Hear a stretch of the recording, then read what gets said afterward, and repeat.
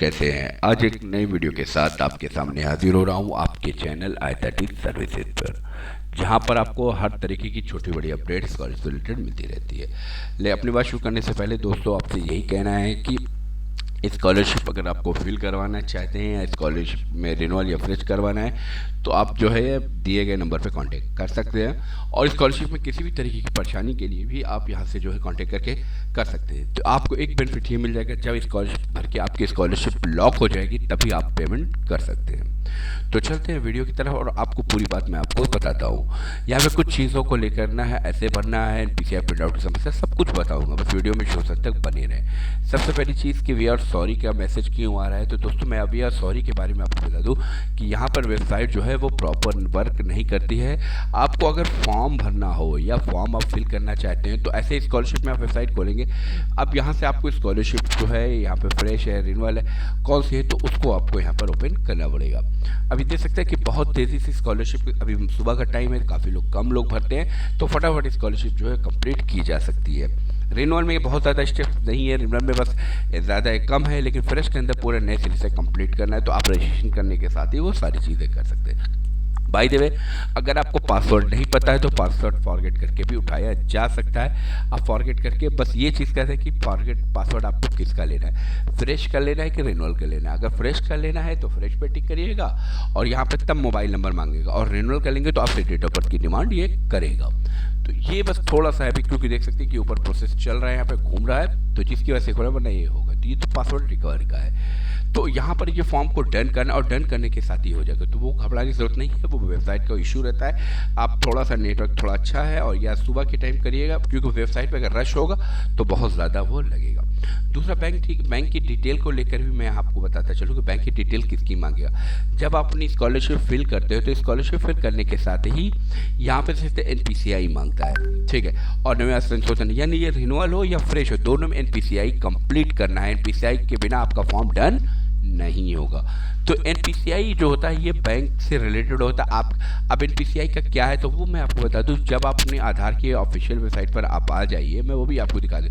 कभी कभी ये होता है कि एनपीसीआई मांगने लगता है, तो यहाँ पे घबराने की ज़रूरत नहीं है, ठीक है। तो यहाँ पर आप आ जाइए और यहाँ पे देख सकते हैं कि बैंक सीडिंग यहाँ पे लिखा हुआ है। तो यहाँ पर आप जो है जैसे यहाँ डालेंगे आधार नंबर और डाल के ये आपको बता देगा कि आपका जो आधार किस बैंक से जुड़ा हुआ है, ठीक है। तो वो अब जो है आपका शो करेगा। अब सवाल उठेगा कि सर मेरा तो 2-3 बैंक है, ठीक है, 2-3 बैंक है। मान लो कि आपका बैंक पीएनबी हो गया, यूनियन हो गया, ठीक है, यूनियन हो गया या एसबीआई हो गया। तो अब यहाँ पे कैसे मालूम पड़ेगा कि, तो आपको इन तीनों, लेकिन जिसमें ज़्यादा ट्रांजेक्शन करते हैं ज़्यादातर स्कॉलरशिप उसी में आएगी। लेकिन आप चेक कर लीजिए कि कौन सा इसको जो है ये शो कर रहा है, या पहले आपने जिसको एक्टिव किया है वो आपको आ जाएगा। तो स्कॉलरशिप में जो है क्या नाम है, उसी में ही ये आ जाएगा। तो उम्मीद करता हूँ ये भी आपको क्लियर हो गया है। तो ज़्यादा दोस्तों, अच्छा अब अगली चीज़ जो है यहाँ पर ये मैं आपको बताता चलूँ कि आपको जो है अगर क्या नाम है ये प्रिंट आउट की समस्या, वो कभी कभी रिजल्ट का इशू होता है, या मतलब जो है आप फॉर्म भर रहे हो किसी तरीके की दिक्कत आती है, तो ये वेबसाइट का ये इशू होता है, इसी वजह से जो है यहाँ पर ये कंप्लीट नहीं होता है। अब फ्रेश और रिन्यूअल का जो है आय प्रमाण पत्र किसके लगेगा, तो आय प्रमाण पत्र के बारे में मैं आपको बता दूं कि आय प्रमाण पत्र किसका लगना है। स्कॉलरशिप जब भरी जाती है तो स्कॉलरशिप को भरने में और सारी चीज़ को करने में यहाँ पर जब मैं आपको अभी दिखा देता हूँ, यहाँ पे देख सकते हैं कि रेसिडेंस जो है होना चाहिए और ये कैटेगरी देना चाहिए। लेकिन किसका होगा, सवाल यहाँ ये उठता है कि रहेगा किसका, बिल्कुल माँ बाप का रहेगा कि उनका रहेगा, तो मैं उसको भी बताता हूँ। ये मेरे पास एक फॉर्म है, आप फॉर्म को देख सकते हैं कि यहाँ पर बैंक की डिटेल को यहाँ पे ख़त्म कर दिया गया है। अब जो नंबर आधार से जुड़ा रहेगा ये उसी पे जाएगा। लेकिन सवाल यहाँ ये उठा था कि आय प्रमाण पत्र किसका लगेगा, जो फ्रेश और रिन्यूअल में आय प्रमाण पत्र किसका लगेगा। तो मैं यहाँ पर आपको पहले तो फ्रेश के बारे में बता देता हूँ, ताकि फिर उसके बाद आपको रिन्यूअल का कॉन्सेप्ट क्लियर कर। देख सकते हैं कि मैं वेबसाइट पूरी मैंने ओपन की है और वेबसाइट अभी चल रही, तो इसलिए फॉर्म भरा जा रहा है।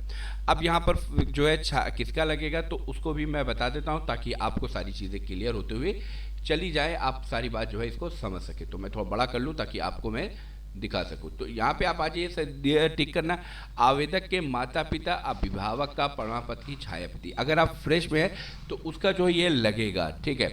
यहाँ पर जो है इसको ये लगना है।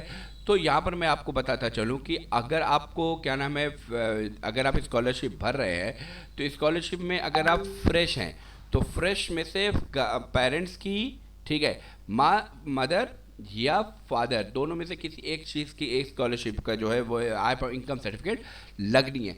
लेकिन अगर यहाँ पर आप रिन्यूअल है और आपने भर लिया तो आप जो है, जिन लोगों का हो चुका है, क्योंकि अब ये तो चेंज होगा नहीं आय प्रमाण पत्र, तो रिन्यूअल में जो है आप वही चीज़ जो है उसको ले आके जमा कर दीजिए। और अगर आप बनवा रहे हैं तो बनवा के मदर या फादर में से किसी एक का उसके साथ जो है इसको कर दे, ताकि ये चीज़ें जो है ये होती हुई चली जाए। तो उम्मीद करता हूँ यहाँ पे आपको बात समझ आ चुकी है। ये सीधे समझ ले कि आय प्रमाण पत्र जो है वो मदर, फादर या गार्जियन के किसी एक का लगेगा, तो मदर, फादर या गार्जियन को ही तो उन्हीं का जो है आप यहाँ पे जो है लगा सकते हैं। तो ये क्राइटेरिया है। और उसके बाद जो है आपके जो यहाँ पर स्कॉलरशिप में अकाउंट की डिटेल है, वो इस अकाउंट की डिटेल्स आपकी नहीं लगेगी। ठीक, सॉरी, अकाउंट डिटेल नहीं लगने का मतलब कि जो आधार से लिंक हो ये उसी पर ही जाएगा, ये सारी चीज़ें हो जाएंगी। तो यहाँ पर मेन क्राइटेरिया यही। और अगर आपको स्कॉलरशिप को भरने में या किसी तरह की कोई दिक्कत आती है तो जो है आप यहाँ पर जो है इस चीज़ को भी सही करा सकते हैं, ताकि आपका ये सारी चीज़ें होती चलिए। स्कॉलरशिप भरना आसान है, देख सकते हैं कि अभी जस्ट मैंने यहाँ पर एक्टिव किया तो ये खटाखट जो है ये खुल चुका है। और यहाँ पर मैं आपको थोड़ा सा और नीचे लेके चलता हूँ ताकि आपको सारी चीज़ें मैं क्लियर करता रहूँ, ताकि आपको सारी, तो यहाँ पे जब आप स्कॉलरशिप भर लेंगे, रजिस्ट्रेशन स्लिप है, रजिस्ट्रेशन स्लिप के बाद यहाँ पर बारी बारी से ये होना कंप्लीटली शुरू हो जाएगा। ठीक है, तो यहाँ पे डिजी लॉकर के बाद छात्रवृत्ति भरने में ही 4 स्टेप्स पूरा करना है, 4 स्टेप से ज़्यादा आपको स्टेप पूरा नहीं करना है, ताकि जो है आपका हो जाए। फिर बस इतनी डिटेल्स है, उसके बाद डन करके आपका स्कॉलरशिप जो है फाइनल हो जाएगा। तो उम्मीद करता हूँ दोस्तों मेरी बात आपको समझ में आ चुकी होगी। अगर फिर भी डाउट्स है तो आप कांटेक्ट करना बिल्कुल भी ना भूलें। ठीक है, मिलता हूँ मैं नेक्स्ट वीडियो में।